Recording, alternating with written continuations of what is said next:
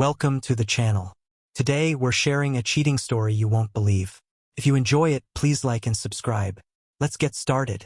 It was a warm evening on August 10th, 2006, and the barbecue was full of energy.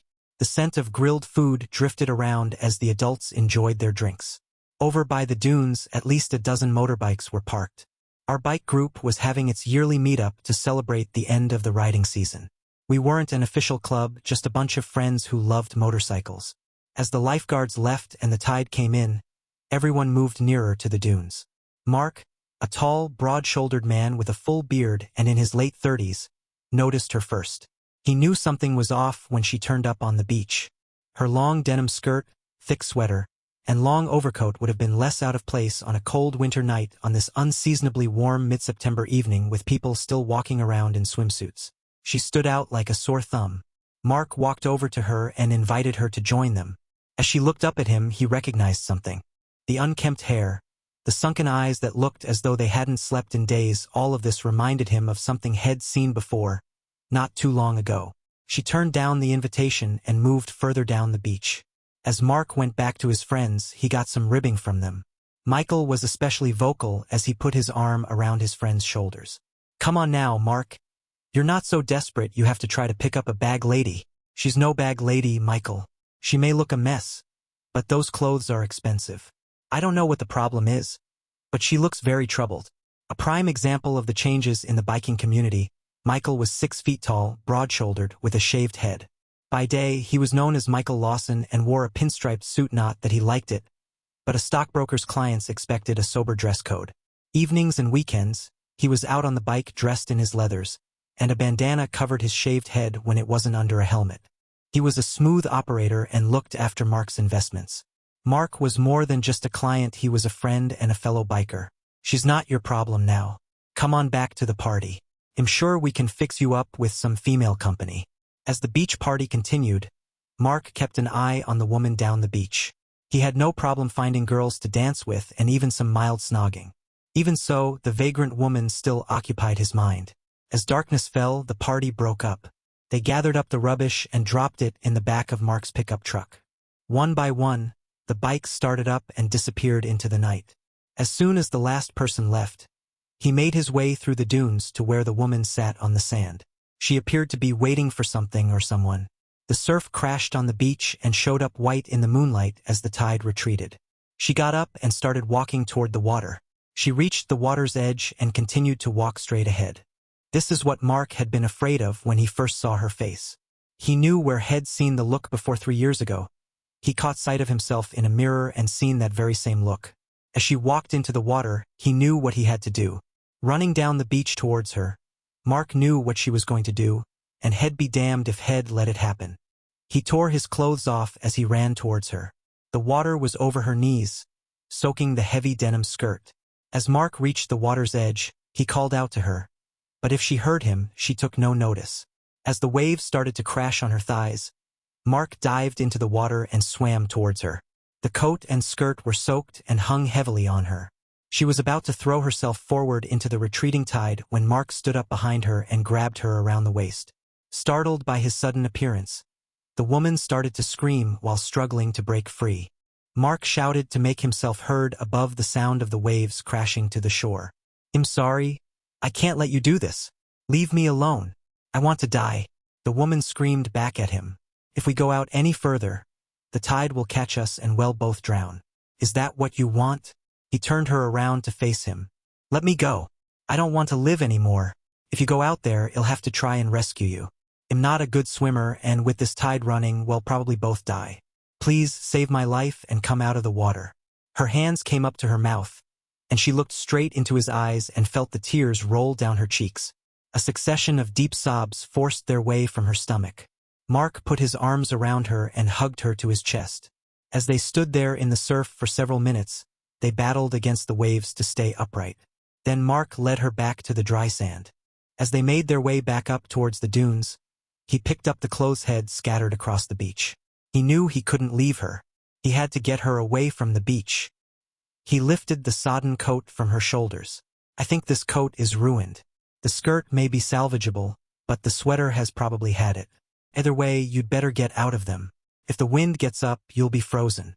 Here, put on my jeans and sweatshirt. I've got a jacket in the pickup. I can wear that in my swimming trunks. They looked at each other for a few seconds, and the woman reached to unfasten her skirt. She looked at Mark expectantly. Well, go on then, turn around. Mark apologized and turned his back on her, hoping she wouldn't make a break for it and return to the sea. It's all right, you can look now. He turned around and immediately burst out laughing. The jeans came down over her feet, and she had to hold on to the waistband to stop them from falling down. The sleeves of his sweatshirt covered her hands. I'm sorry for laughing, but that really is an outfit that fits only where it touches. Stand still and he'll roll the legs up. There's some rope in the pickup we can use as a belt. He knelt before her and rolled up the legs of the jeans until she was no longer standing on them. When he got up, he smiled at her. Now you've managed to work your way into my jeans. I think I deserve to know your name. It's Ella. Ella Williams. Well, Ella Williams. My name's Mark Anderson, and I'm pleased to meet you. Now let's find you a belt and get off this beach before it gets cold. They walked to the pickup, and Mark found the rope, threaded it through the jeans, and pulled it tight to her waist. They got into the truck, and Mark turned it around. Mark, why are you doing this? Because I want to and because I owe someone. He would have said more, but suddenly in the moonlight, he saw a woman, tall, athletic, wearing a white one-piece swimsuit. She reached up and pushed her long dark hair back from her face as she strode out of the surf. He reached out, putting his hand on Ella's leg and shaking it. Do you see that? He pointed in the direction of the woman. See what? I can only see the waves and the sand. Mark looked again. There was nothing there, certainly no one. He sat quiet for a moment, shaking his head. Mark, are you all right? I'm fine, he said as he snapped himself back to reality. Now I'm willing to bet you've not eaten in a while. Since you wouldn't eat any of our burgers or sausages, I'm going to treat you to the best fish and chips in the whole of Riverdale. Mark set off on the road to Riverdale. He looked across at Ella from time to time, trying to gauge her state of mind. He hoped he was doing the right thing, showing her kindness. Caring for her must do something, he thought. She'd shown no interest in what they were doing and just let it happen. It was as if nothing could make things any worse. What do you mean you owe someone? Someone did something for me a while ago.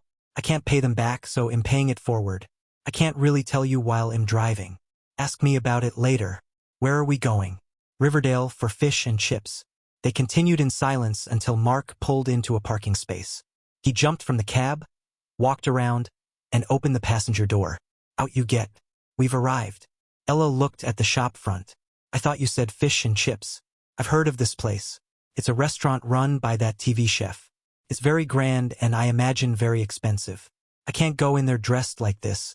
I don't even have shoes. Auntie came off on the beach. Relax, it's a chip shop. His proper restaurant is across town. They know me here. Come on. He took her arm and guided her towards the shop door. As they walked in, the man behind the counter greeted Mark. Hi, Mark. Can I expect the rest of the crowd tonight? Not tonight, Frank. I'm just looking for a table for two. Sorry, Mark, the restaurant closed half an hour ago. Mark looked around at the empty shop. Yeah, Frank, I can see you were rushed off your feet. Do you think maybe if you get a minute, you could put some cod and chips on a plate for the lady and a chip buddy for me? He'll even do the washing up. Frank laughed. You do the washing up? That'll be the day. Do you want any drinks with that? I would like a cup of coffee, and I think the lady might prefer a hot chocolate. Right you are, Mark. Go and sit down and he'll bring them over. They found a table, and Mark excused himself to go to the toilet. He returned to find the food on the table. He sat down, and when Ella looked at him, he noticed a change. Her eyes no longer looked dead. She was still far from right, but something had changed. They think a lot of you here. Frank's a mate, a frustrated biker. Well, the waitress speaks very highly of you. What waitress? The restaurant is closed. The girl who wiped the tables down. Tall girl, mid-30s, dark hair, brown eyes, nice figure, quite a pretty face. Mark looked around the empty restaurant. Point her out to me. Well, I can't. She's gone now, but she said very good things about you. Is there something wrong? You look a bit pale. The restaurant closed half an hour ago. All the staff have gone home. Frank is alone here. I can't help that. I know what happened. She was here and she was dressed as a waitress. I have to say, with her looks, she could do a lot better than waiting tables in a chip shop. We spoke, And when I told her I was here with you, she smiled and said you were the nicest man she knew. It really happened. I know I'm not imagining it. No, I'm sure you're not. It's just that your description sounded like someone I used to know. But it couldn't possibly be her. Mark shook his head to clear it. He nodded towards her plate. Get stuck in and tell me what you think. On the way back home, Mark looked across. Ella was fast asleep in the seat beside him. She said she'd enjoyed her meal but hadn't been able to finish it. Now he was driving her back to his place for some much-needed sleep. Ella obviously couldn't wait. He expected her to wake when he stopped in his driveway and switched off the engine. Ella just moved in the seat and continued to sleep. Gently closing the door of his truck, Mark walked up and opened his front door before returning for Ella. He lifted her from the seat and carried her up to the guest bedroom and laid her out on the bed. He untied the rope around her waist and pulled his jeans from her legs, easing the sweatshirt off. His gaze fell upon her body. She was really quite something, about 56 tall, slim, shapely body, pulled in nicely at the waist. Her skin was pale with freckles on her shoulders. If you'd asked him to describe his ideal woman, it certainly wouldn't fit the one on the bed, someone more like his ex-wife, Grace. So why was he getting a warm feeling in his chest as he looked at this girl who must be 10 years his junior? As she lay sleeping, her face looked angelic, even framed as it was by her greasy, uncombed brown hair. God, you're beautiful. What fool damaged you so badly? He thought, covering her with the duvet. He got a toweling bathrobe from the wardrobe and hung it on the door. Sweet dreams, fair princess, he whispered as he left the room. Mark left Ella sleeping, went back out, and locked up his truck, then settled down with a glass of wine. He wondered what had happened to put her into such a state. One thing he was sure of, it wasn't money. Even the quick glimpse of her clothes told him they were not cheap. If he was not mistaken, it reminded him of the jacket he used to wear. For a moment he was back there, sitting on his bed in Durham, watching Grace dress to go out. Mark tried to shake the thoughts from his head. He hadn't thought about Grace for months. Now a new woman was in his house, and the memories returned. But that was all they were, memories. There was no longing, no regrets. She had cheated on him in the worst possible way, but now it was history. The cheating no longer dominated his thoughts, and he was pleased that he could remember more pleasant times. The image of Ella returned to occupy his thoughts once again. There was that warm feeling in his chest. Whatever the problem, it could wait until the morning. He put his jeans, sweatshirt, and her skirt in the washing machine, set it to wash and dry, and switched it on. By morning, they'd be clean and dry. He took himself off to bed, where he reflected on the events of the day before picking up his book. Just after midnight, his bedroom door opened. "Oh, I'm sorry, I was just checking it wasn't a dream." Ella had put on the robe he left in her room. "Couldn't you sleep?" Mark asked. "I just woke up somewhere strange, and I panicked." "Did you undress me?" "Yes, but I never touched your underwear.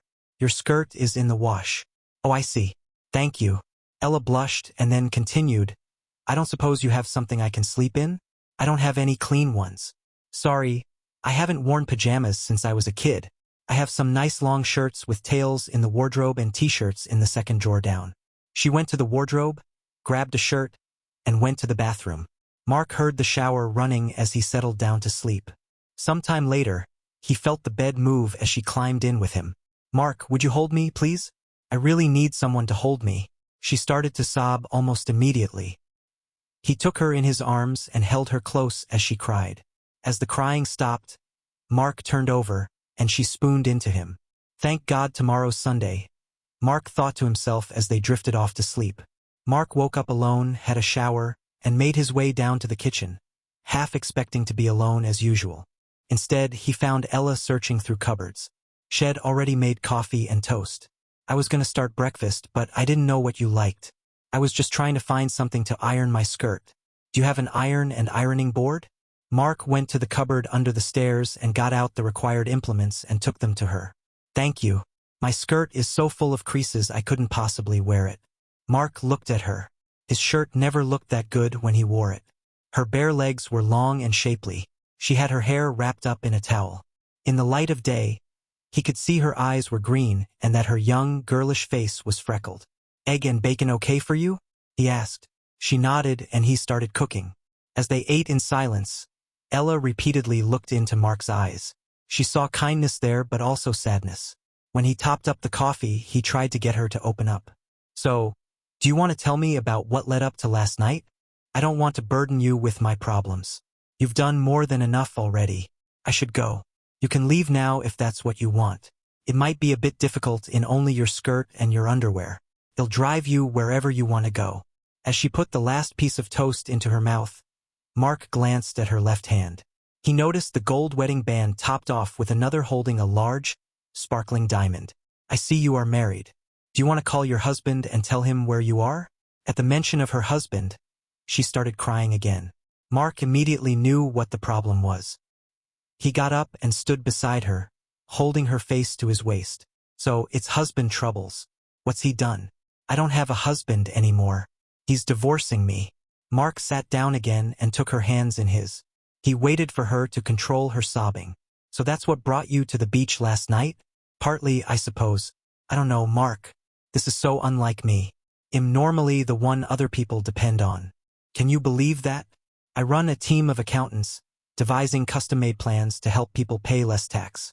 Now here I am, unable to cope with a marriage breakup. There's nothing silly about that. Psychologists rate it as stressful as the death of a loved one.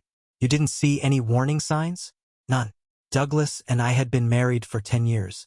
I thought we were doing okay. We've been trying to start a family, but without success. 3 weeks ago, he told me he was in love with someone else and moved out. But that was 3 weeks ago. What's happened since then? I saw him with her on Friday. They were going into a baby store. She's pregnant. She's giving him the baby I couldn't. I don't know what got into me.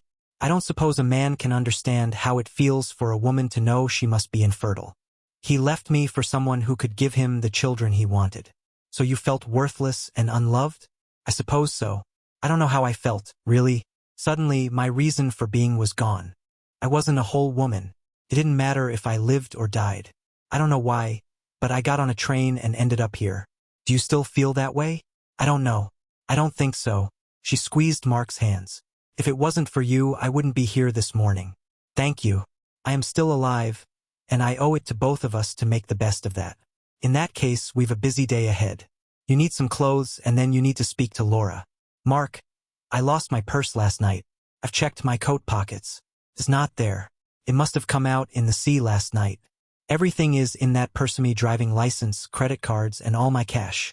I don't have any money. Does a motorcycle mechanic make enough money to loan me some cash? What makes you think I'm a mechanic? The dealer's name is on the side of your truck. That's because I own the dealership. Don't worry about the money. Who is Laura? The short blonde girl at the party last night. She's one of the best solicitors in the West. She'll help you with the divorce. You may not want it, but you can't stop it. Laura can make sure you don't lose out. Is there anything you haven't thought of? Yes, how am I ever going to wear that shirt again without seeing you in it? Now go up, dry your hair, pick out a clean shirt, and we'll go into Riverdale to get you some clothes and shoes. Shoes? Yes, shoes. Your old ones will be floating past the dock by now. Ella almost smiled as she went up to dry her hair and get dressed. Mark knew that Riverdale wasn't the best place for clothes shopping, especially on a Sunday. Desperate problems required desperate remedies. Ella used the journey to check out more closely the man Shed spent the night with. His dark beard made guessing his age more difficult, but the traces of gray in his hair helped. She guessed he was about 45. His strong arms were tanned, as was his face, which told her he spent plenty of time outside. She remembered the feeling of being surrounded by those arms, how safe she felt, yet how vulnerable she'd been. What had possessed her to climb into his bed? There had only been the thin fabric of his shirt between them. Had been the perfect gentleman, wrapping his arm around her as she sobbed, dripping tears onto his chest. She wondered if she should feel insulted when he rolled over away from her. What she actually felt was relief as she snuggled up to his broad back. By 2 p.m., they'd managed to kit her out with shoes and clothes enough for a few days. They sat outside a cafe, drinking coffee and making plans. Mark phoned Laura and arranged to call in on his way home. They had a light lunch, and Mark took her on a tour of the area before going to Laura's house. All the time they were together, Ella studied him. Mark was an attractive man. It was not just his looks and his tall, strong physique. He had the sort of self-assurance a man gets when he knows he has nothing to prove to anyone. In the shops, he had expected service, and he got it. What's more, the assistant seemed pleased to serve him. Why would a man with so much going for him be alone and carrying such sadness in his eyes? They arrived at Loris, and Mark left the girls to talk about the divorce while he and Ryan, Laura's husband, took a couple of beers into the garden and talked bikes. After the best part of an hour, the girls joined them, and a tearful Ella asked to go home. The journey back was quiet, and Mark wondered whether he pushed her too hard. He decided to delve a little. How did it go with Laura? She told me the same as you did. I can't stop it, so I've got to get the best settlement I can. She mentioned that with another partner, I might want to try IVF and that a good settlement might pay for that. She helped me come to terms with things. Douglas, my husband, didn't go to that woman because she could give him children. He only found that out after he started cheating on me. She helped me see for the first time that it really wasn't my fault. Then Ella started to delve too. Mark, who is Bella? Laura said if I wanted to know you, I should ask you about Bella. Bella is me. It's a nickname. So how did you get such a strange nickname? It was at the St. Peter's Carnival in Bristol. It's quite a spectacle and a magnet for the biking community. People travel down from Dublin for it. Trouble is, this year the National Front held a rally in Bristol on the same day, and there was a bit of trouble. And you were involved in the trouble? Not involved, really. There's something about me you should know. I don't go looking for trouble. Most of the time I walk away from it, but there are some things I just can't ignore. Go on, tell me about Bella. Okay. We were at a burger bar down by the station when a young kid came along. He couldn't have been more than 17. He was just minding his own business, going to catch a train, when he was set upon by half a dozen National Front skinheads. At first, they just pushed him about, but then one of the group kicked him in the balls. He went down and they all started to kick him. I don't think any of the other bikers saw it. There were 2 cops at the station. I couldn't believe it. He just stood and watched. I couldn't stand by and see an innocent lad take a beating, so I started the bike and rode straight at them. The group dispersed, but when I got off the bike to help the lad up, they came back. The one who started the kicking pulled a knife and said, "This ain't your fight, Granddad, so just go to hell."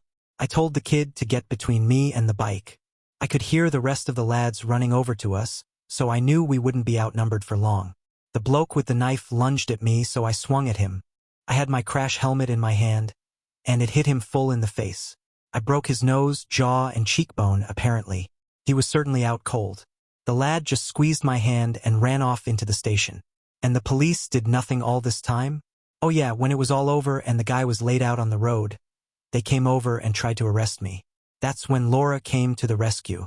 She gave them her business card, took their numbers, and told them that her client would happily answer questions at home, and they could expect an official complaint about their failure to protect the public. It turned out the guy I hit only got out of prison 2 days before. Had done a rather nasty number on his girlfriend. He was out on license, so he went from the hospital straight back to the Nick. But why Bella? Mark smiled. That's because of what the lad said as he gripped my hand. Awesome, man. You were well-arred for an old guy, innit? The next time I went out on a ride, as I pulled off my helmet, the whole of the bike crowd were chanting, "Well-arred, well-arred, well-arred." The name just stuck. So you're not just my hero, you're everyone's knight in shining armor. I'm not even a knight in black leathers. I just try to do the right thing. Well, I'm very glad you do. Whatever led me to your beach did me a huge favor. She leaned over to put her head on his shoulder. Can I cook for you tonight? Of course, if that's what you want. As she squeezed his arm, she got excited as she felt his well-defined muscles. That night, as she cooked, she kept glancing at Mark, and every time the excitement returned. She couldn't remember the last time she'd felt so drawn to a man. She knew that she wanted him, but what would be the next step? How could she get him to make a move on her? She thought about the previous night when she'd been completely at his mercy, and had done nothing. Perhaps he doesn't fancy me. She started on dessert and made her decision. It was time to take her life back, and if that meant making herself vulnerable again, then that was a chance she was prepared to take. For the first time in 2 years, Mark ate a meal at home that he hadn't cooked himself. He sat at the table while Ella waited on him. He couldn't keep his eyes off her as she moved about the kitchen and waited at the table for him. He tried not to let her see him looking at her, but the thought of her lying in bed next to him last night excited him. He admired her trim waist and remembered the sight of her lying on the bed. He asked himself what fool walks out on such a charming, beautiful young woman. When they finished eating, she made him coffee. As she placed the cup on the table, she turned and kissed his lips. Mark responded immediately, putting his arm around her waist and pulling her onto his lap. They enjoyed a passionate kiss, then another and another. Ella pulled away to get her breath back. Well, that answers one question. You're straight. Of course. Who said I wasn't? No one. I keep getting told what a lovely man you are. Yet there is no woman in your life. I just wondered, that's all. So, are you happy now, I'm not sure. You had me at your mercy last night, but you didn't even try to seduce me. I suppose you just don't find me attractive. Ella looked into his eyes, willing him to say it wasn't true. She longed for him to take her in his arms. The way he kissed her indicated there was something there. She desperately wanted to feel loved, but more than that, she wanted to be loved by him. She waited with bated breath for his reply. If I would taken advantage of you last night, I would have lost your respect and deserved to lose it. I turned away from you so that you didn't get to feel what was happening to me. As for not finding you attractive, I think I've just shown that I do. Her heart beat faster as she listened to his reply. She wanted him, this much she knew, but could she really wait for him to make the first move? She loved him for being a gentleman, but would that also stop him from making a move on her?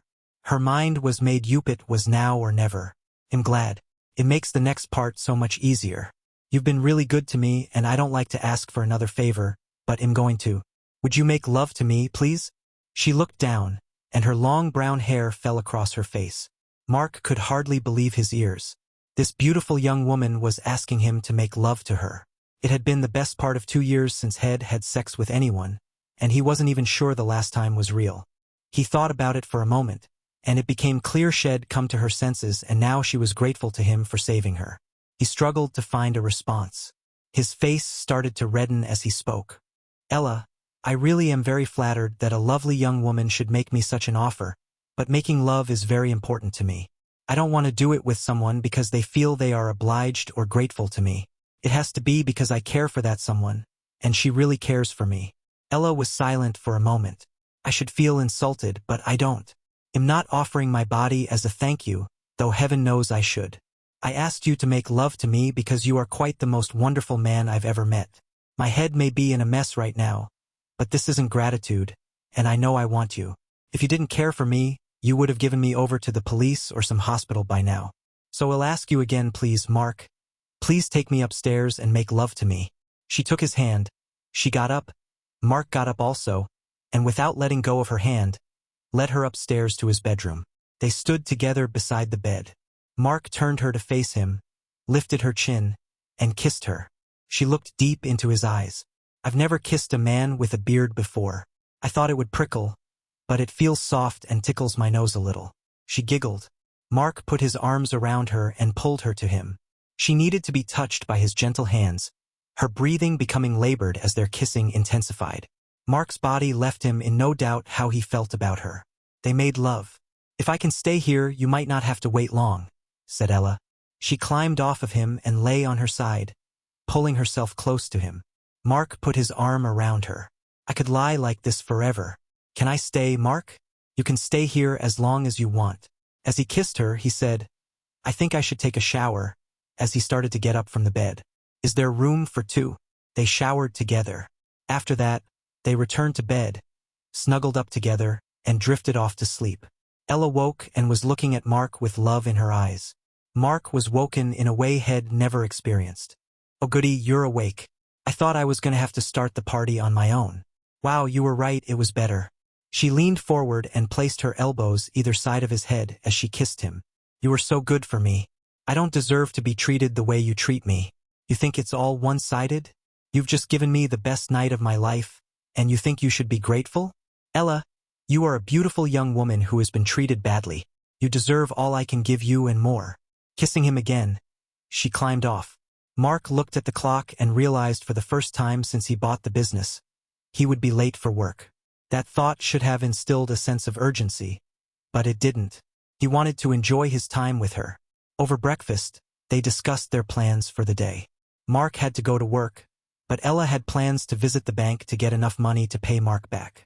That night, when Mark got home, he found her distressed. The bank had refused her access to her accounts without proper identification. Everything that identified her had been in the purse she had lost. Mark told her it was no problem, but she felt the need for her independence. I must go home, Mark. I need to sort things out. I have a job, the company will want to know why I didn't go in today. I've canceled all my cards, but they'll only send replacements to my home address. My passport is at home. Once I've got that, I can prove who I am and get access to my own money. She saw the sadness returning to his eyes as she pressed on with what she had to say. I'm going to ask another favor. I would like you to buy me a train ticket to get me back to Swindon. I'll pay you back as soon as I get access to my bank accounts. The money is not important, Ella. I don't want you to go. I like having you here, and I love being here. To tell you the truth, I think I'm falling in love with you. But I must take control of my life. There is so much that needs to be done. I need to get control of my finances again.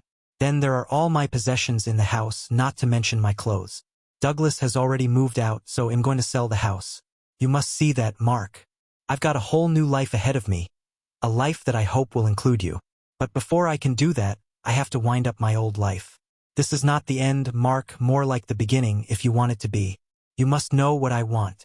If getting you back means I lose you for a while, I suppose that's what I must do. That night, they enjoyed each other again. Both thought it was even better than the previous night. The following morning, with a heavy heart, Mark drove her to the station.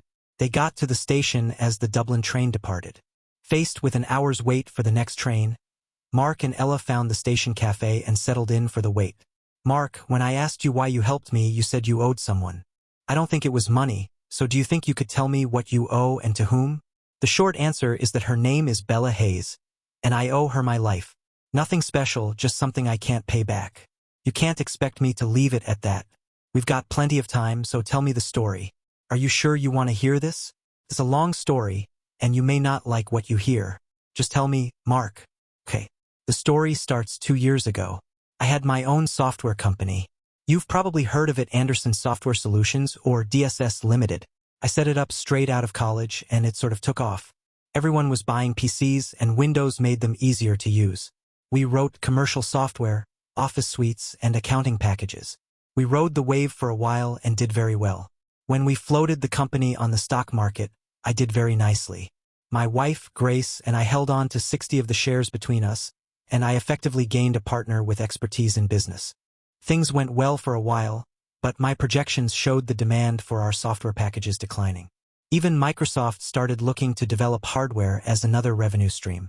I knew we couldn't carry on forever, so I started looking for alternative income sources. Our expertise was in software development, so I looked into developing bespoke software for business users. I also set up a department to develop digital TV boxes. My partner, Connor, opposed all of this, seeing it as a drain on resources. But with 60 of the shares, my wife, Grace, and I always carried the day. That's when the problem started. I traveled around the country, drumming up trade to enable us to continue to expand. I was away from home for about 2 days a week, but brought in several contracts for bespoke software. I should have seen what was happening, but I didn't. I was completely focused on keeping the company moving forward. I could have sold up then and come out a very wealthy man, but people depended on me, and I wanted something to pass on to my son. The upshot was that I didn't realize that I wasn't giving my family the attention they deserved. Then my most successful deal happened. I landed a contract to develop the firmware for digital TV set-top boxes. It was the start of our future. I was high as a kite as I drove home. I couldn't wait to tell everyone about the deal. All the way home, I was making plans. I saw that I had neglected Grace, and I was going to start making up for that. I thought we'd start with a holiday, just the 3 of us, anywhere in the world. I would let them choose. I knew whatever they wanted, I could afford it. When I got home, I was a little surprised to find Connor's car in the drive. What the heck, I thought, I can share the good news with him as well. There was something odd about the way they all sat there on the sofa, Connor, Grace, and my 15-year-old son. No, all sitting there side by side, waiting for me. I expected Grace to get up and welcome me home, but she just sat there. I dropped my bag, clapped my hands, and with a big grin told them the news. I've done it. I've pulled it off. We're going to be part of the biggest revolution since the invention of TV, probably 20 million set-top boxes for digital TV. And guess who has got the contract to develop the firmware? No one moved, no one spoke.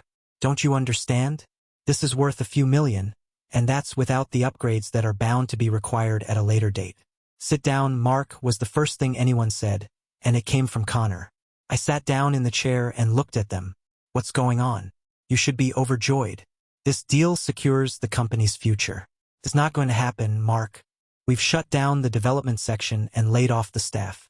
The company can't afford it, so we're going to stick to what we know. What do you mean you've shut it down? On whose authority? It may have escaped your notice, but I'm the majority shareholder. Grace and I have a controlling interest. I'm the CEO, damn it. I noticed a small movement. Grace's hand slipped from under her legs and rested on top of Connor's. There was that little squeeze, the kind of thing couples do when they are supporting each other. That's what I'm here to talk to you about. We had an emergency shareholders meeting yesterday and voted you off the board. The company can't afford all your flights of fancy.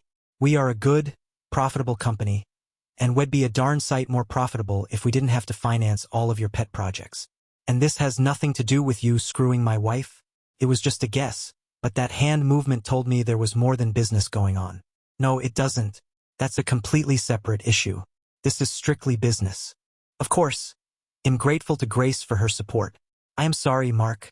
Grace spoke for the first time. He's right. Your spending was out of control. We owed it to everyone to stop you before you ruined the company. Oh, really, Grace? And whose bed were you in when he told you that? Was it my bed? Or did you go to his place? She looked at the floor and passed across an envelope. I opened it to find a solicitor's letter telling me that my dear wife had filed a petition for divorce, citing irreconcilable differences. I won't take you to the cleaners, Mark. You've been a good husband, but it isn't working anymore. I hope we can still be friends. Friends? You steal my company, you sleep with the enemy, and you expect to remain friends? Did you ever know me at all? I hope when you've calmed down you'll change your mind. We still have our son to think of. We should try to get on. He'll be leaving with Noah tonight. Perhaps you'll think it over when we're gone. I found it hard to believe what was happening. Half an hour before, I was on top of the world. Now that world was falling apart. I was still reeling from the shock when I realized my 15-year-old son was sitting there and so far hadn't said a word. I knew he was there for a reason. So, Noah, what's your part in all this? I asked. I can't believe you're sitting there and have nothing to say. I'm going to live with Mom and Connor. I see. So he's taken my company, my wife, and now my son. Is that it? Well, what do you expect, Dad? Everyone knows you were loaded. But what advantage did I ever see? You made me go to the local comprehensive when you could easily afford school fees. It was the local comprehensive that made me what I am. Nobody owes you a living, son. That school didn't do too bad a job. You managed to win a scholarship for the public school sixth form. No, I didn't, Dad. She paid the fees because you wouldn't. He knows it's the easy route into the top universities. So you're prepared to sell me out for 2-year school fees and a new Ford Focus? I put my hand to my forehead. God, where did I go wrong with you?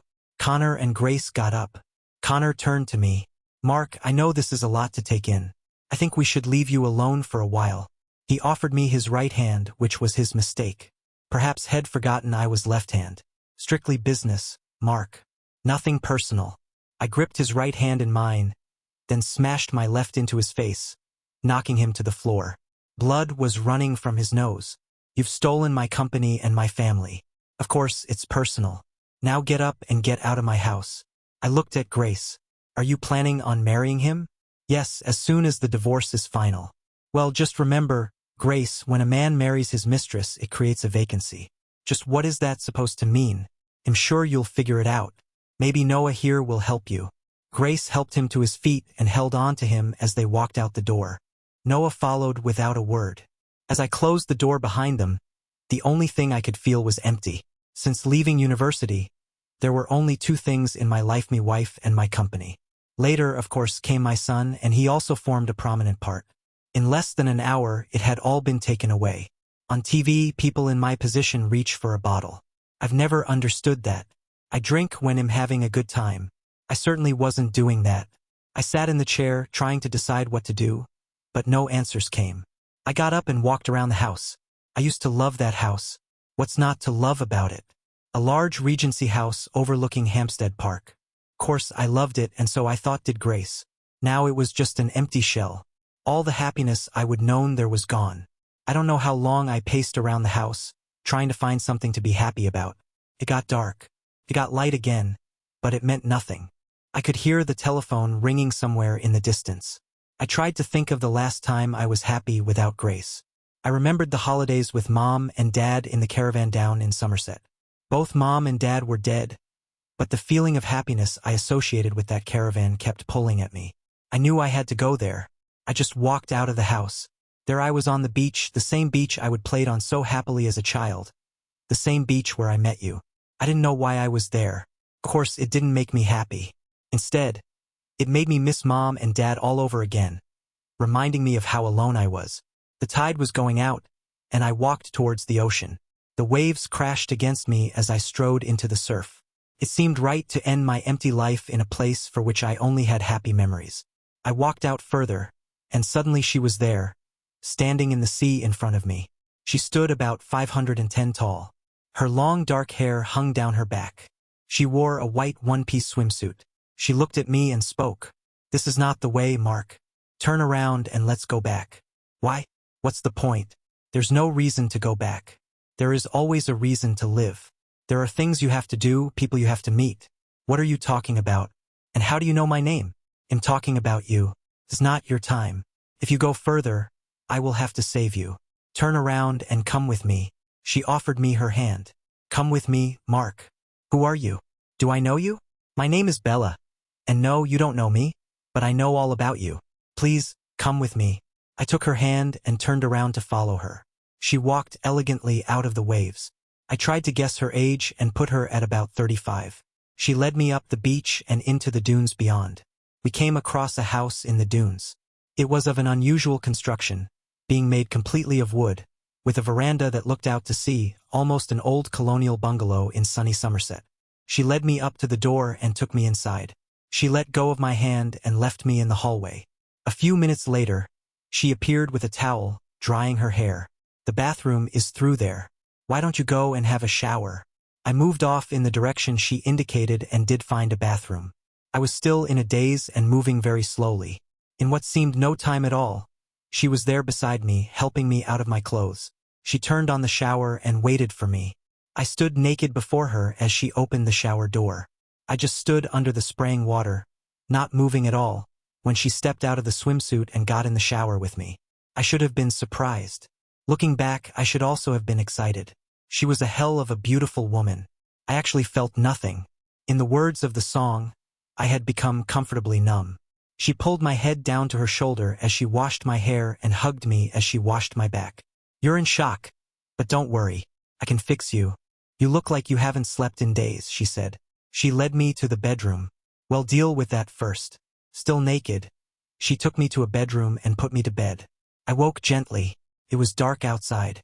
Grace's arm wrapped around me. That's when I realized it had all been a terrible dream. I moved away and started to turn over. "Oh, Grace, I just had the most awful dream. I dreamed you'd left me and you and Noah had gone to live with Connor."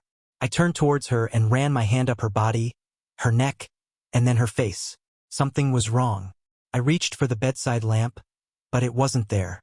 I started to panic. "What's going on? Grace? Where are we?" The light came on. I looked into her eyes, and everything came flooding back. "Oh God, it wasn't a dream, was it?" Bella took my chin in her hand and kissed me. "No, Mark, it wasn't a dream. It all happened, but it doesn't have to be as bad as you think. Look at me, Mark. Don't you like what you see? Yes, you're very beautiful, and any man would feel privileged to wake up with you. But you are not the woman I'm in love with. Are you still in love with her?" "I don't know anymore. She obviously doesn't love me. Don't be too hard on her or yourself, Mark. You must know why he seduced her. The question is, do you want her back?" "I don't think I do. She chose Connor over me. I would always be thinking I was second best as far as she was concerned." She kissed me. "Never ever think of yourself as second best, Mark. Now, are you going to use this weapon? Or do I have to wait another day?" "What do you mean, another day? It's 2 a.m. You've been sleeping for 30 hours straight. I'm a normal woman with normal woman's needs. It's been a long time for me, and when I'm sharing a bed with a hot man, I do get a bit excited." Bella put her arms around me and pulled me closer. She locked her lips on mine, and her tongue started to dance with mine. I pulled away from her. "I'm sorry, Bella. Can we take this a little slower? I'm not sure I can handle all this yet. She smiled at me and kissed my forehead. So that's not a no, then? It's a not now, that's all? I feel the need to go to the bathroom right now. When I turned to bed, Bella was either asleep or pretending to be. I got back into bed and spooned into her. I slept fitfully and woke about 7 a.m. to the smell of coffee brewing. I sat up in bed. The door was open, and down the passage, I could see Bella occasionally passing the end of the passage. She wore a short silk robe tied around her waist. She came back to the bedroom with 2 cups of coffee. Mark hesitated. Just how much should he tell her? He had no idea what effect it might have on their relationship if he told her exactly what had happened with Bella. His mind wandered as the memory of his time with Bella flowed back. She put his coffee down on the nightstand, and as she turned, her robe fell open. She held on to my head and kissed. "Well, that was a pleasant surprise," she whispered. "Your wife was a very lucky woman. She thinks she still is. She has a new lover now. I know all about it, Mark, and am telling you, it's her loss. How can you? I hardly know you." He climbed off and lay down beside her. She stroked his face. "And that's what you do for someone you hardly know? I can only imagine what it's like for someone you really care for. Take my word for it, it's her loss. Now, what do you say to breakfast, then down to the beach for a swim?" Mark felt the nudges on his arm. "I said you made love to her, didn't you? It's all right. I don't mind. It was before you met me." It was Ella bringing his mind back to the present day. "Yes, I made love to her. For nearly 6 weeks, we'd go to the beach, swim, and work on our tan. We'd spend our nights making love. Sometimes we'd even do it in the middle of the day. In the evenings, we would sit and discuss things. I told her how empty I felt. I would built up a company and made a lot of money, but to what end? I now had no family to pass it on to, and even the company that bore my name had been lost. Somehow, a great success seemed like a failure. Bella would have none of it. She would list my achievements and all the people who'd benefited from my efforts.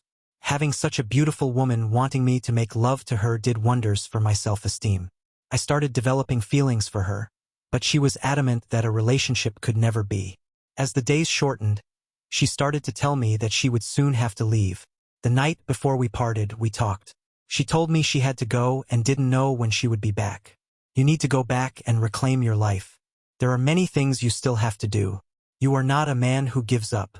You had given up when you came here, but you weren't in your right mind.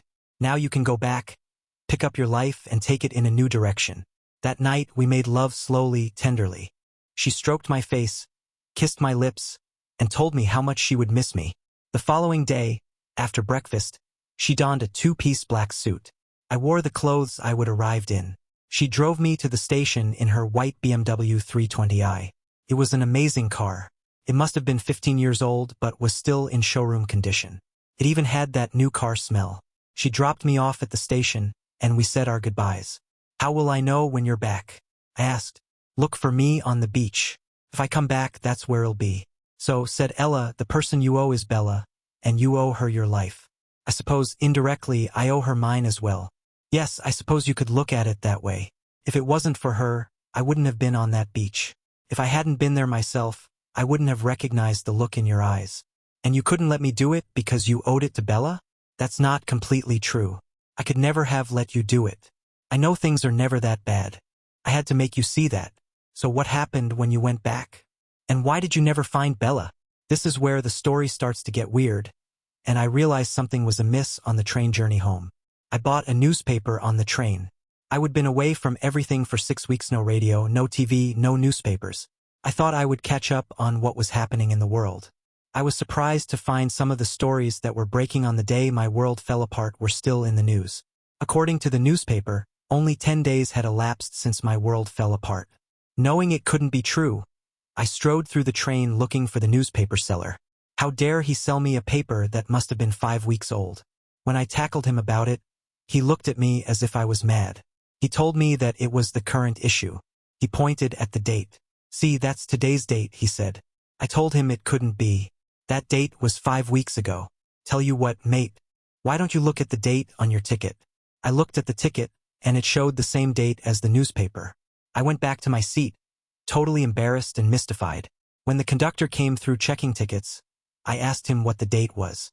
He pointed to the date on my ticket and told me that was the correct date. I tried to accept it and carried on with the crossword. I got home by mid-afternoon and found the message light on my answering machine flashing rapidly at me. The first few messages were nothing at all, just people who couldn't think what to say to a machine. The first message of any significance came from my secretary. She asked me to call her and even left her home number. A couple more empty messages and then a voice I recognized. "Mark, are you there? Please pick up. I need to talk to you." My own beloved wife sounded worried. After a few more empty messages, then one for my solicitor. "Mark, Grace has been to see me. I think we need to talk.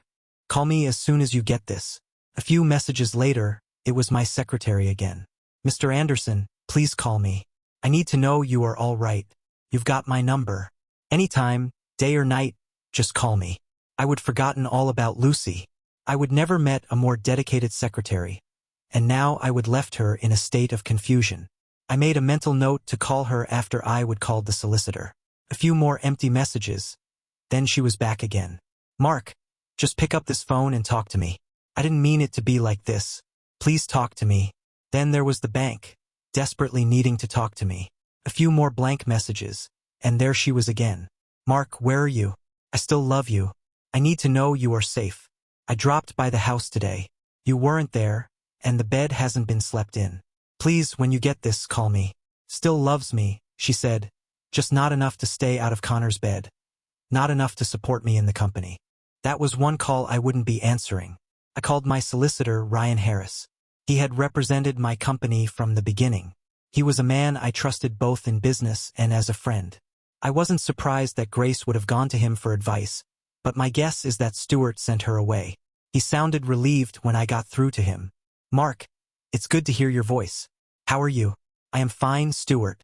I've been away for a few days to get my head straight, but I'm fine. What's the problem?" "Grace came in a few days ago with a chap called Hunter.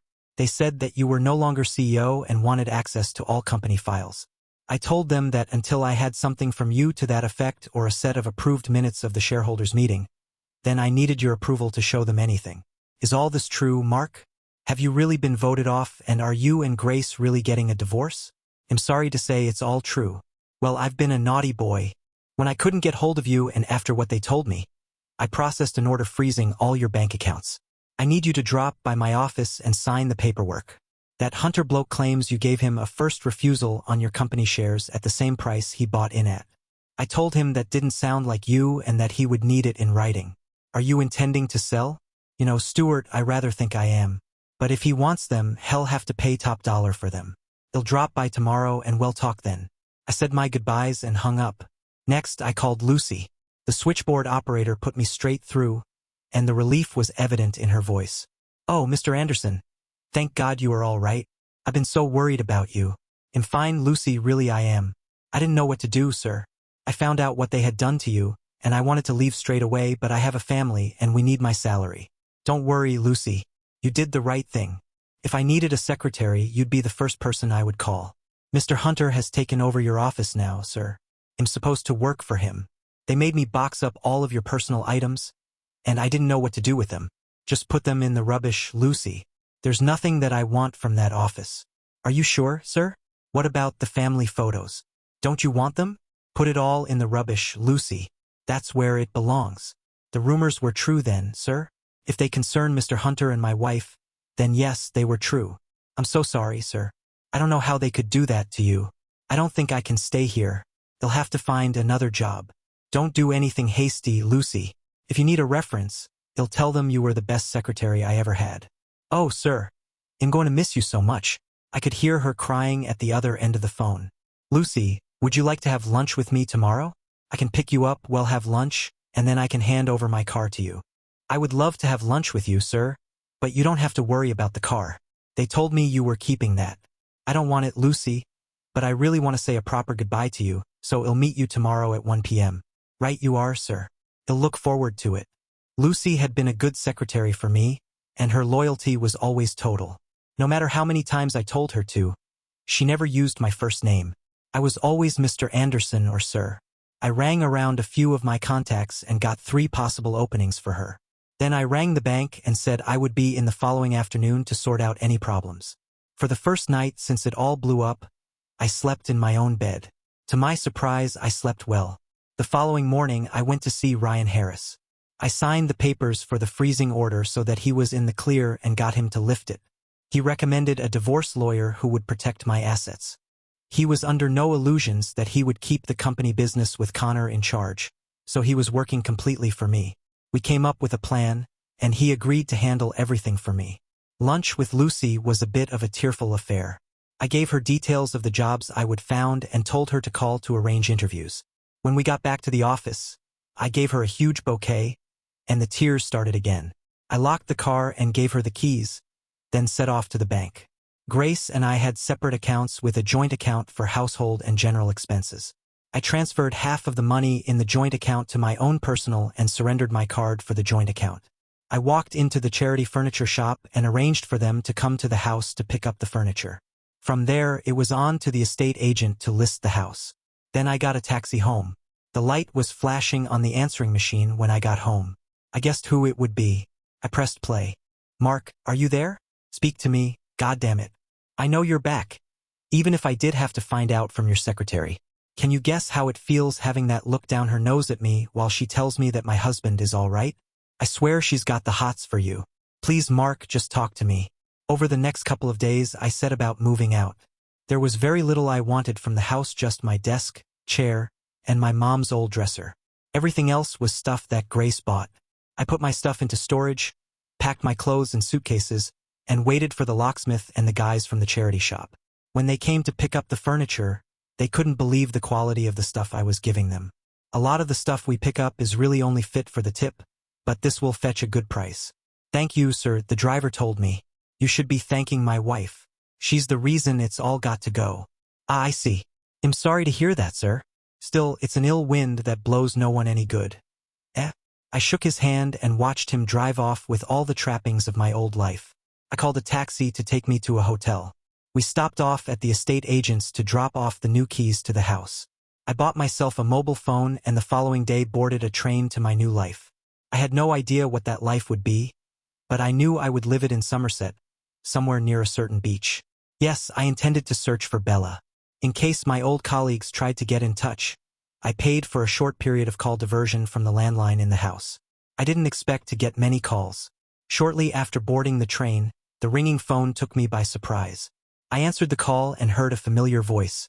"Mark, are you there?" Grace sounded almost hysterical. "Mark, if you're there, please talk to me. I called at our house today to see you, but my keys don't fit, and the house looks empty. I'm hoping you transferred the number to wherever you're living now." "Where are you, Mark? I need to talk to you. I think I've made the biggest mistake of my life." "There, I've said it. Now please talk to me." I thought about it for a moment. Would talking to her bring any benefit? She decided our marriage was over, and she had cheated me in the boardroom. Now it seemed Shed had a change of heart. Could she possibly undo the damage she had done? No, of course she couldn't. Without saying a word, I disconnected the call and switched off the phone. Within a few days, I would found a furnished flat in Riverdale. Ryan Harris called me to say that Head found a broker for me. In line with my instructions, a small amount of my shares in the company would be sold on the open market. If Hunter wanted them, He'd have to pay the market price. The trick of selling a large amount of shares is to do it a little bit at a time. Put too many on the market and the price drops. Sell too slowly, and the news of an event like the departure of the CEO leaks out, and the price drops anyway. I would instructed the broker to offload all of my shares at the best price possible. Stewart did tell me that Connor had been in touch with him again to make me an offer for the shares. He told him that he would pass the message on. Within a week of arriving in Riverdale, I found the beach where I would met Bella. I spent some time on the beach but met no one I recognized. I went up into the dunes to find the house but had no success. I returned every day until the day I came upon a concrete base. I was working out what it was when an old boy walking his dog came up to me. "You lost or something, mate?" "Not really, just looking for something, and I was sure it was right here." "What is it you're looking for then?" "A large single-story wooden house." "You mean the old Hayes house?" "Well, looks like you found it. It used to stand right here." "What do you mean used to be? What happened to it and when?" "The council cleared the site about a year ago. The kids used to play in it. One day it caught fire. The fire brigade put it out, but the council decided the ruin was a danger to the public and tore it down. No, it can't be. I'm talking about a house where a young woman lived. She was about 35, about the same height as you, hourglass figure, strikingly beautiful. Oh, that's her all right. She and her husband lived here, used to spend most of their days out there on the beach. They did my heart good just to look at her. Actually, she used to get more than my heart going, if you know what I mean. It was a sad day and no mistake when he went in the water. When was this and what happened? It would be about 12 years ago now. He was one of them blokes who set up a .com company. He got out at the right time, sold the business on to someone else, and made $1 million in the process. That's why they moved down here and built the house. Love's young dream, they were. Everybody said so. She used to be an Olympic swimmer. She loved to be in the water. He was the problem. He couldn't stop. He had to make more money, so he played the stock market. He lost the lot, every penny. Well, he couldn't live with it, could he? One day, while she went shopping, he took himself out to the beach and just walked out into the water. According to the rumor, she came home, found what he'd done, and swam out to sea looking for him. His body washed up down at Brighton. They never found her. But that can't be. I was in that house only a week ago. I was talking to her. Not this house. You weren't, son. You must have the wrong beach because this is the only house there's ever been on this one. I found myself with another mystery. First, 6 weeks turns into 10 days. Now I find that the house I was living in only a week ago was demolished the year before. I had to investigate further, so I took myself off to the offices of the local newspaper. I told them I was writing a book about the couple and asked if I could look through their archive. Took me less than an hour to get lucky. I found the first story about finding Hayes' body. His wife, Bella, was not available for comment. The following week, they carried the story of Bella's disappearance. There was a photograph of her. It was my Bella, looking exactly as she had when she came out of the sea to stop me. I knew then she wasn't coming back, at least not in any way that would allow us to have a relationship. I persuaded them to let me have a copy of the photograph. I went back to my flat and looked at my bank and credit card statements, looking for something to tell me where I would been for those 10 days. I found nothing that gave me any idea. In the end, I gave up. Even though I knew she wasn't coming back, I still felt drawn to that beach. Shed said when she came back, that's where I would find her. It was as if she wanted me to be there. I bought a house here, and when I found an ailing motorcycle dealership for sale, I indulged the passion of my youth and bought it. Since then, I've spent much of my free time on the beach. Ella squeezed his arm. Did you ever see her again? No, I never did. Not until the night I met you. I thought I saw her coming out of the surf just as we were about to leave the beach. It was only for a second, and then she was gone. Were you in love with her, Mark? No, I don't think so. I liked her a lot, and she was very beautiful. But really, I think I felt I owed her something. She'd given me so much in that 6 weeks or 10 days, whichever it was in reality. I would have done anything to have been able to give something back to her. Do you have her photo? Mark got out his wallet and produced the picture he'd got from the newspaper office. Ella looked at the picture, and the blood drained from her face. I've seen her, Mark. I've seen her twice. She was the waitress in the fish and chip shop. I met her again when you took me clothes shopping. She was in the fitting rooms in one of the shops. She told me what a good man you were. Do you think she's looking after us? Well, if she brought you to me, I need to thank her again. Perhaps she didn't bring me to you, but she made sure you were there for me. The public address announced the imminent arrival of Ella's train. They made their way out to the platform. They kissed like a pair of teenagers. Ella, are you really coming back? You bet I am. I have to get everything sorted out. I don't know how long it will take, but as soon as it's done, it'll be back. What about you, Mark? You're not going to disappear like Bella? No, it'll be here. It'll wait as long as it takes. He kissed her again as she got on the train. A tear came to his eye as the doors closed and the train started to move. He waved until he could see her no more, then returned to his car and drove to work. June 25, 2008. Mark was in his element. He turned off the water from the hose and stood and looked at his pride and joy. He sniffed, taking in the wonderful smell of gunk. The Harley Roadster gleamed in the sunlight. Mark took his chamois leather and started drying the paint and chrome work. He noticed the taxi pull up. Crouching down, he picked up his tube of Solval Autosol and started to polish the cam covers. He heard the cab door close but didn't turn to look. He knew who it would be. Had been told she was here. She'd been asking about him in Riverdale.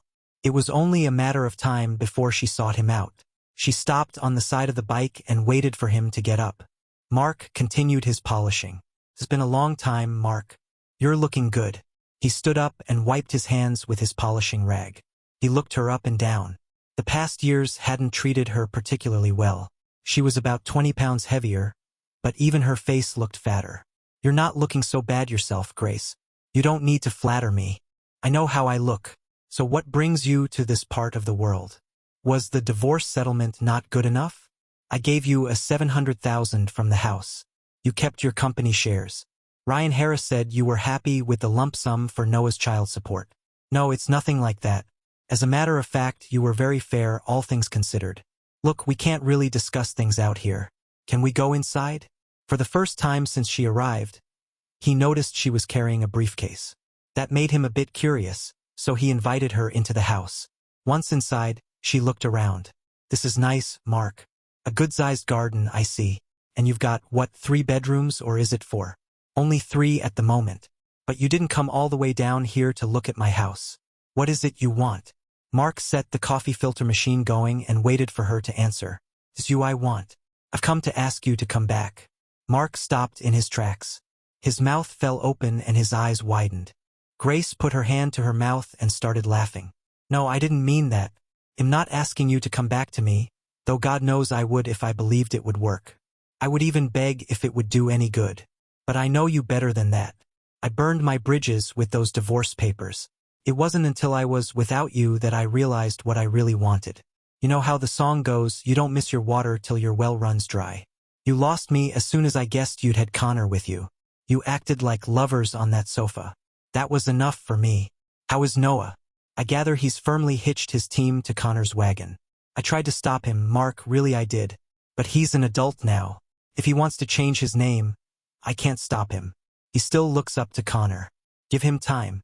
He's still young. He's had 7 years. I think that's long enough. What about you? I gather it didn't work out with Connor. Do you remember what you said to me as we went out of the door? I do, and it came back to haunt me. When a man marries his mistress, it creates a vacancy. It only took him a year to fill that vacancy. It didn't help that I was still in love with you. You never asked me why I did it. I've asked myself several times, and I still don't know. He was just so damn persuasive. A silver tongue doesn't cut it once you're spending all your time together. Once I caught him with his trousers down, so to speak. There was only one ending. So what's happening now? Have you found someone else? There have been a couple over the last 5 years. But they don't go anywhere. You're a hard act to follow, Mark. You were always a good husband. There was just that 1 year when you were running around all over the place, trying to get work for the company to change direction. I was a fool letting that prick convince me that you were playing around. I never did. You were always all I wanted in a wife. I had no need for anyone else. I know that now, but it's too late. Isn't it? You got that right. Way too late. So this visit isn't about us. What is it about? We want you to come back. Back to the company. We can offer you your old job back and you'll have a free hand. You can take the company in whatever direction you want. You keep saying we, Grace. Who is we? The board and the bank. It won't surprise you, Mark, because you predicted it. The company is in trouble. The bank won't lend any more money unless we can put together a credible diversification plan. We've tried, but the clients don't believe we have the expertise to deliver. We need someone with credibility, Mark. We need you. What does Connor have to say about this? He's okay with it, but it wouldn't make much difference if he wasn't. He's still only got 30. Thanks to the divorce settlement, I've got 35. The rest of the board and the bank support me.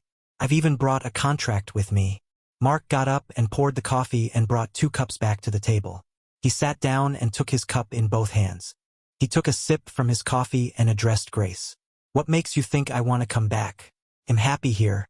I have friends here, and I have no need to come back. Oh, come on, Mark. You can't tell me that you're happy running a motorbike shop. I can see that it allows you to indulge the passion of your youth, but you can't tell me it stimulates your brain. Grace became aware that Mark was no longer looking at her, but over her shoulder.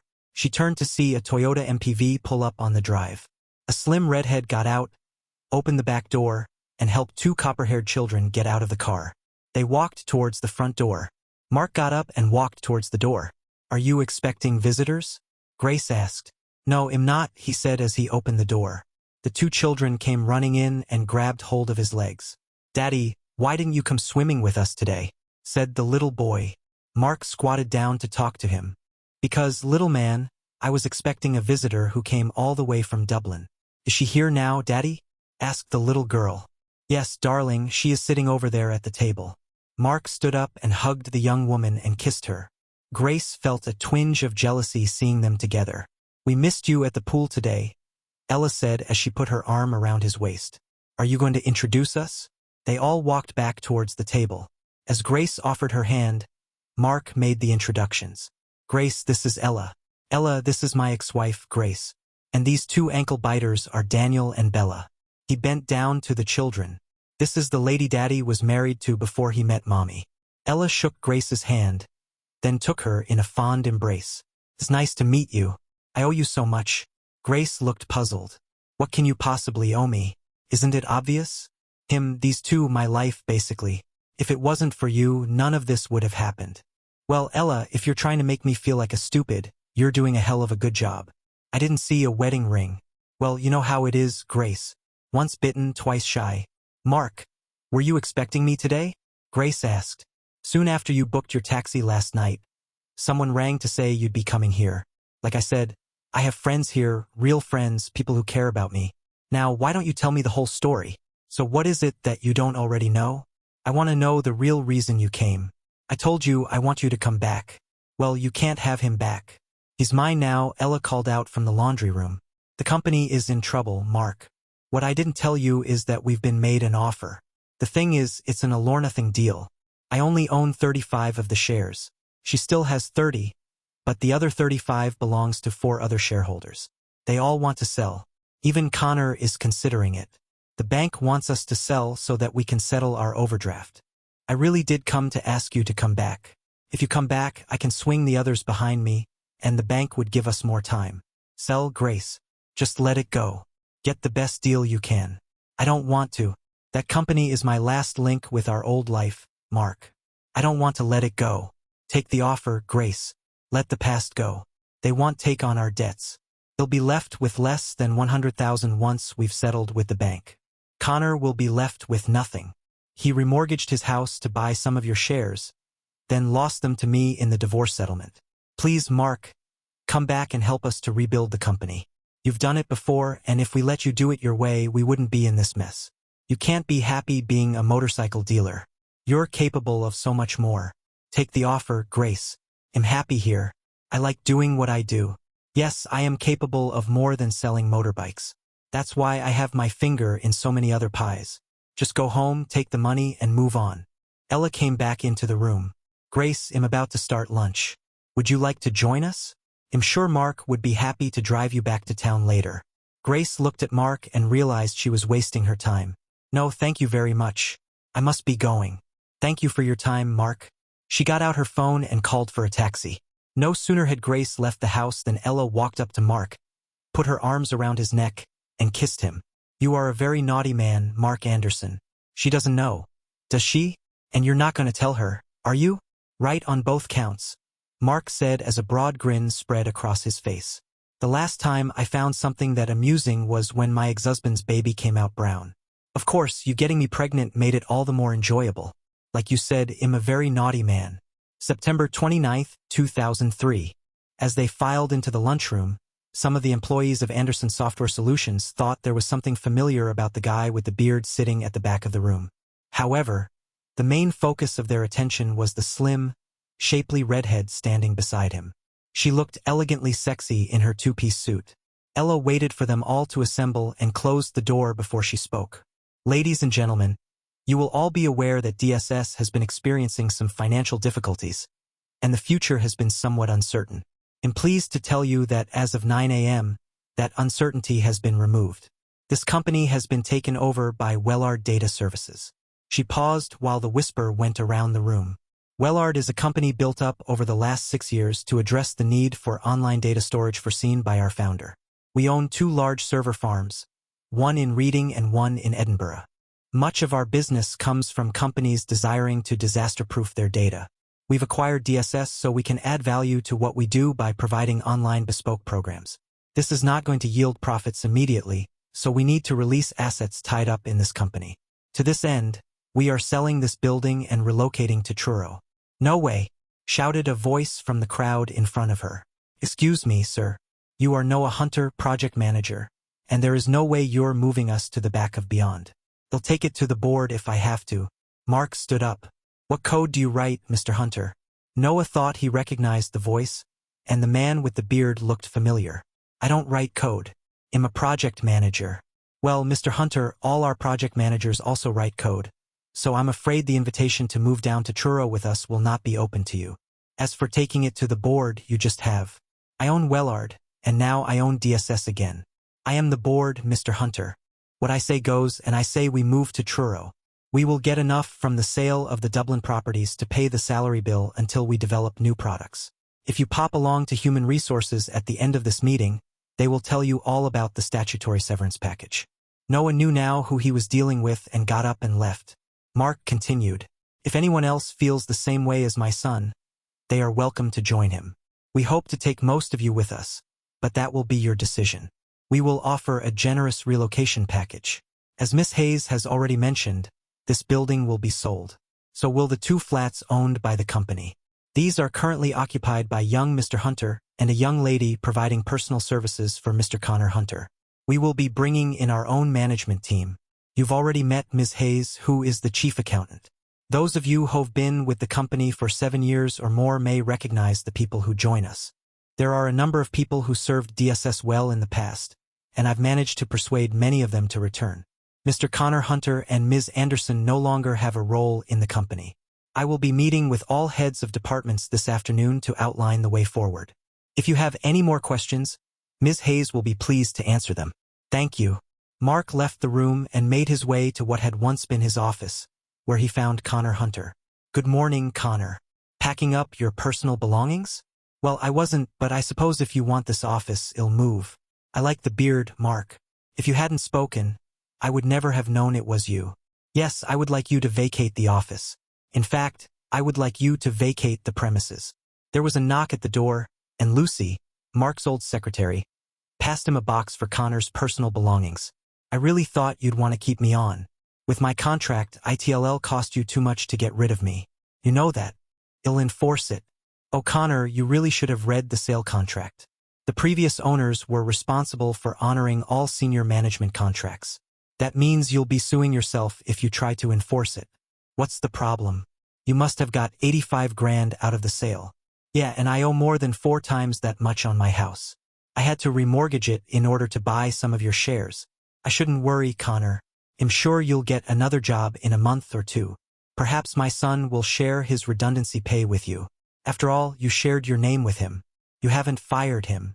I can't believe you'd be that vindictive. Didn't have to. He fired himself. Said there was no way he was going to Truro. Connor busied himself collecting his personal possessions and putting them in the box while Mark waited. Eventually, he picked up the box and moved towards the door. Connor, you do realize this is all strictly business. Nothing personal. Connor stopped and thought about shaking Mark's offered right hand. He remembered the broken nose he got the last time he shook it, turned around, and left. Mark sat at his old desk. He stretched out his arms and ran his hands over the leather top. Lucy knocked on the door and entered the office. I just wanted to say, sir, it's so good to see you back where you belong. Thank you, Lucy. It's good to have you back. I'll bet your last employer was sad to see you go. Well, they did offer a generous increase, sir, but I knew who I wanted to work for. They'll be very glad to have you with us down in Truro. Are you sure it's okay with your husband? Oh yes, sir. We'd always planned to retire to Somerset. Now we're empty nesters. There's nothing to keep us here, and he's already been offered a job. Lucy, don't you think you've known me long enough to call me Mark? Oh, I couldn't do that, Mr. Anderson. It wouldn't be right. Is there anything I can get you, sir? Not right now, Lucy. Why don't you take an early lunch, and I'll see you back here at 2 p.m. Yes, sir. Thank you. She'd been gone only a few moments before she came back in. There is a Ms. Hayes to see you, sir. Send her in, Lucy, and then go to lunch. Yes, sir. Ella walked in, smiling to herself. Grace was right about one thing. That woman's sweet on you. She's a hell of a good secretary. That's what's important to me. I suppose this makes you my boss now, doesn't it? You know, I've got a fantasy about my boss where I make a mistake, and he punishes me for it. So just how does he punish you? Oh, I would have to leave that to him, sir. Mark stood up. I'm sorry, sir. He'll try to do better, but I have to be punished, don't I? Indeed you do, Mark said as he slapped the other cheek with a smile. Whatever you say, sir. You're the boss now, Ms. Hayes. I hope you've learned something from your mistake. Oh, I have, sir, she sighed. I've learned that I would better make a lot more of them. And what do you think your husband would say about that? I don't have a husband, sir. My partner was too damaged by his ex-wife to ever try again. The man's a fool, Mark told her. Why don't you marry me? But what about my children, sir? Mark flopped back into his chair and took her by the hand. He'll adopt them, he pulled her towards him.